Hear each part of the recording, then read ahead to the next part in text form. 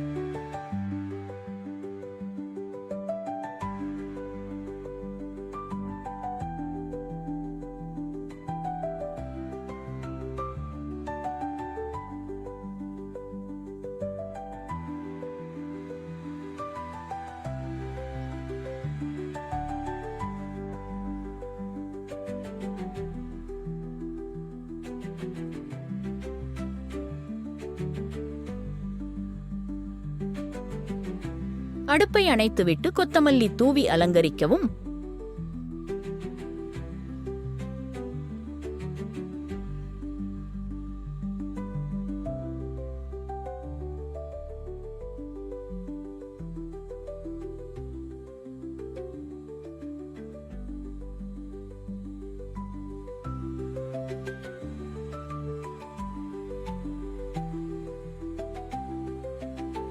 உங்கள் அவல் உப்மா தயார். சிறிது சேவ் சேர்த்து சூடாக பரிமாறவும். மகிழுங்கள்.